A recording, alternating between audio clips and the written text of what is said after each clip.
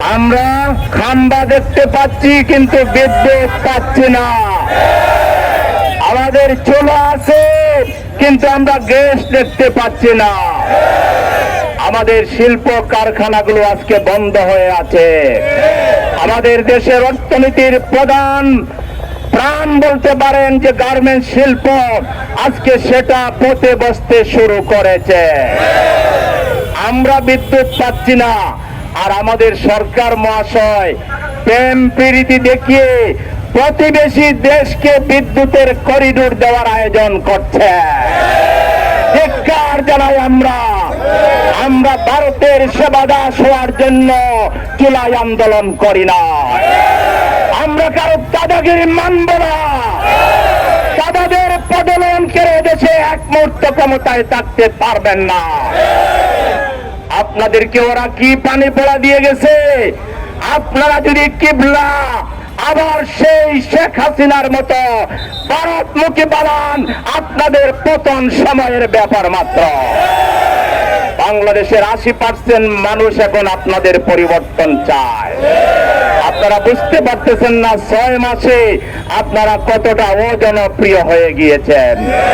তাই আজকে দুঃখ ব্যথা ভারাক্রান্ত হৃদয় নিয়ে এই রাতের বেলা আলোর প্রতীক মোমবাতি নিয়ে আমরা রাস্তায় নেমেছি।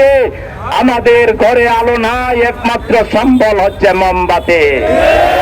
আমরা সরকারকে হুঁশিয়ার করে দিতে চাই, জনগণকে আপনারা এভাবে ধোঁকা দিবেন। আপনারা বলবেন যুদ্ধের কথা।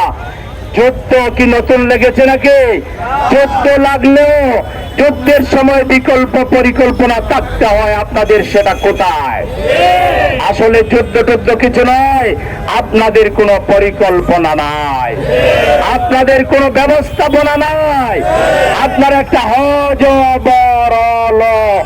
একটা আপনারা সরকার চালাচ্ছেন, কোন নিয়ন্ত্রণ কোনো কিছুর উপর আপনাদের নাই।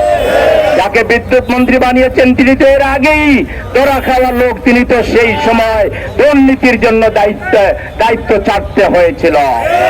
সুতরাং আমরা পরিষ্কার বলতে চাই, আমাদের জনগণকে আর ভোগান্তি না দিয়ে, কষ্ট না দিয়ে, হয় সঠিকভাবে আপনারা রাষ্ট্র চালান, আর যদি চালাতে না পারেন তাহলে আপনারা সারেন্ডার করেন।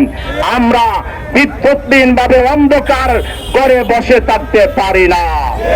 আমরা গ্যাস ছাড়া থাকতে পারবো না, এবং আমাদের কলকারখানাগুলো অচল থাকবে, যে আমরা মেনে নিতে পারি না। সুতরাং আমরা সরকারের কাছে জোর দাবি জানাচ্ছি, অনতিবিলম্বে পর্যাপ্ত গ্যাস এবং বিদ্যুতের সাপ্লাই নিশ্চিত করতে হবে। বিদ্যুতের হিডেন বিল বন্ধ করতে হবে।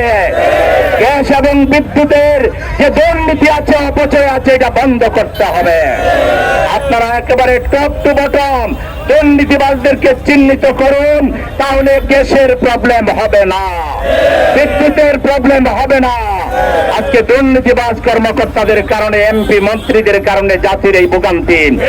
আমরা এক সরকারকে সরাইনি, আপনারা আচ্ছা মতো দুর্নীতি করে পেট মোটা করবেন, এই জন্য আমরা রক্ত দেইনি। সুতরাং প্রয়োজনে আবার যদি রাস্তায় নামতে হয় জনগণের অধিকার প্রতিষ্ঠার জন্য, আমার ভাইরা বাড্ডাবাসী, আপনারা কি প্রস্তুত আছেন? আমাদের পরিষ্কার দাবি, গ্যাস দে, বিদ্যুৎ দে,